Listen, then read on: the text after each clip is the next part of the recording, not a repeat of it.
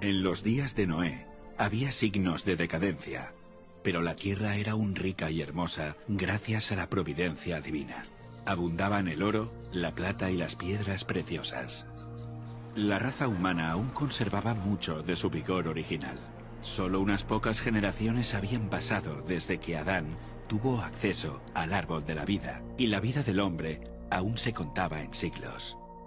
A estos hombres antediluvianos, Dios los colmó de dones, pero usaron su ingenio para glorificarse a sí mismos y los transformaron en una maldición, al poner sus afectos en ellos mismos, en lugar de aquel que se los había dado. Utilizaban el oro, la plata, las piedras preciosas y las maderas selectas en la construcción de mansiones, y trataban de superarse unos a otros en el embellecimiento de sus moradas con las más hábiles obras del ingenio humano. Solo buscaban satisfacer los deseos de sus orgullosos corazones y se deleitaban en escenas de placer y maldad. Sin deseos de conocer a Dios, pronto negaron su existencia.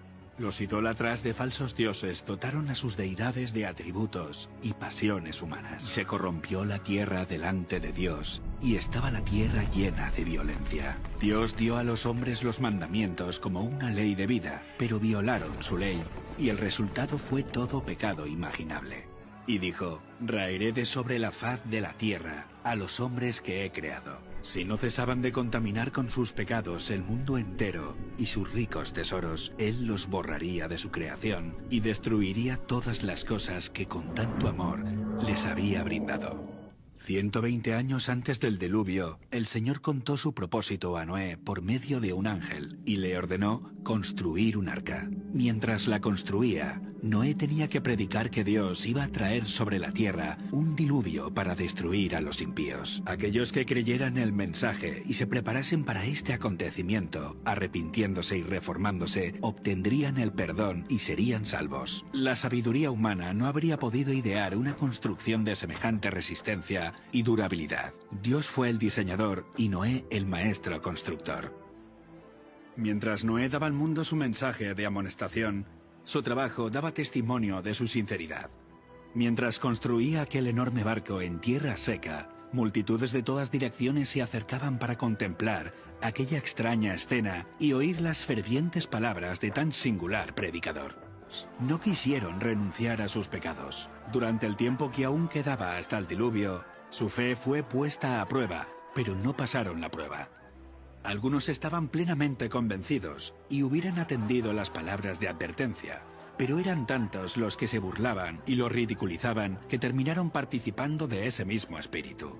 Muchos decían adorar a Dios. Afirmaban que sus ídolos eran representaciones de la deidad y que a través de ellos la gente obtenía un concepto más claro del ser divino. Al tratar de representar a Dios mediante objetos materiales, cegaron sus mentes respecto a la majestad y el poder del Creador. Dejaron de ver la santidad de su carácter y la naturaleza sagrada e inmutable de sus requisitos. Si aquella generación hubiese cumplido la ley divina, los hombres habrían reconocido la voz de Dios en la advertencia de su siervo. El mundo estaba en contra de la justicia y las leyes de Dios, y Noé fue considerado un fanático. El mundo se reía de la locura del iluso anciano. En lugar de humillar sus corazones ante Dios, ellos persistieron en su desobediencia y maldad, como si Dios no les hubiera hablado a través de su siervo. Pero Noé se mantuvo como una roca en medio de la tempestad. Rodeado por el desdén y el ridículo popular, se distinguió por su santa integridad y su fidelidad inquebrantable. El mundo antes del diluvio razonaba que durante siglos las leyes de la naturaleza habían permanecido inalterables. Noé había seguido fielmente las instrucciones que había recibido de Dios. Y entonces el siervo de Dios hizo su última solemne súplica a la gente. Con anhelo indecible, les rogó que buscaran refugio mientras aún era posible encontrarlo. Animales de todo tipo, desde los más feroces hasta los más mansos, se veían venir desde las montañas y los bosques y dirigirse tranquilamente hacia el arca. Se oyó un ruido como de un fuerte viento, y he aquí los pájaros, que venían de todas direcciones en tal cantidad que oscurecieron los cielos. Entraban en el arca en perfecto orden. Los animales obedecían a Dios, mientras que los hombres no lo hacían. Guiados por santos ángeles, de dos en dos entraron con Noé en el arca, macho y hembra, como mandó Dios a Noé. Y los animales limpios, de 7 en 7. El mundo contemplaba maravillado, algunos hasta tenían miedo. Dios ordenó a Noé: entra tú y toda tu casa en el arca, porque a ti he visto justo delante de mí en esta generación. El mundo había rechazado las advertencias de Noé. La misericordia dejó de suplicar a la raza culpable. Después, el Señor cerró la puerta. La puerta maciza que no podían cerrar los que estaban dentro fue puesta lentamente en su sitio por manos invisibles. Noé quedó adentro y los que habían desechado la misericordia de Dios quedaron fuera. El sello del cielo fue puesto sobre la puerta. Dios la había cerrado y solamente Dios podía abrirla. Durante 7 días, después de que Noé y su familia hubieran entrado en el arca, no aparecieron señales de la inminente tempestad. Pero al 8º día, las nubes cubrieron los cielos. A estas le siguió el estallido de los truenos y el destello de los rayos. Pronto empezaron a caer grandes gotas de lluvia. El mundo nunca había presenciado nada parecido y el miedo asaltó el corazón de los hombres. Todos se preguntaban secretamente: ¿será posible que Noé tuviera razón y que el mundo esté condenado a la destrucción? El cielo se oscurecía cada vez más y la lluvia era más fuerte. Las bestias vagaban completamente aterrorizadas y sus aullidos discordantes parecían lamentar su propio destino y la suerte del hombre. Aquel día fueron rotas todas las fuentes del gran abismo y las cataratas de los cielos fueron abiertas. El agua se veía caer de las nubes como enormes cataratas. Los ríos se desbordaron de sus cauces e inundaron los valles. Torrentes de aguas brotaban de la tierra con fuerza indescriptible, arrojando al aire a decenas de metros rocas macizas que al caer se enterraban profundamente en el suelo. Los altares donde habían ofrecido sacrificios humanos fueron destruidos y los idólatras temblaron ante el poder del Dios vivo y comprendieron que la causa de su ruina fue su corrupción e idolatría.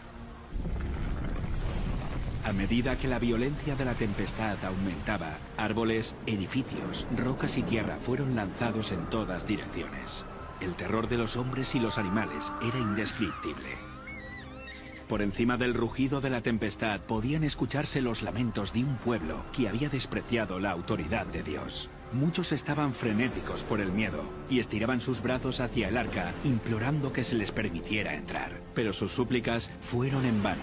Se habían convencido que había un Dios en los cielos que lo gobierna todo.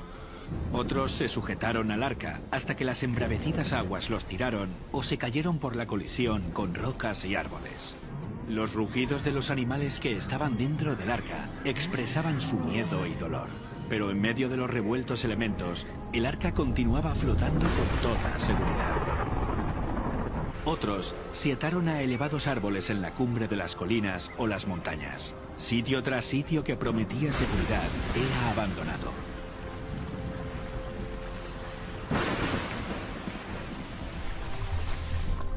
A medida que las aguas subían más y más, la gente huía a las elevadas montañas en busca de refugio.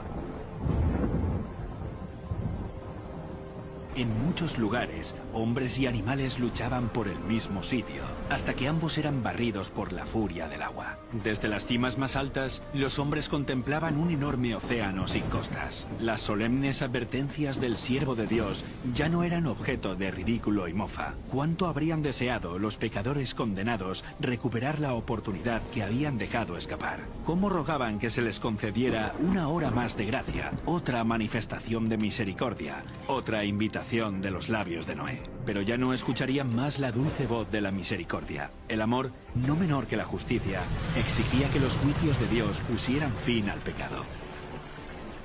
Las aguas vengadoras barrieron el último refugio, y los que habían despreciado a Dios murieron en las oscuras profundidades. Por la palabra de Dios, el mundo de entonces pareció anegado en agua.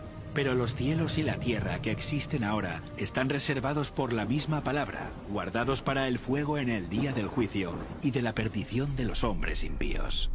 Otra tormenta está por venir, y el pecado y los pecadores serán destruidos.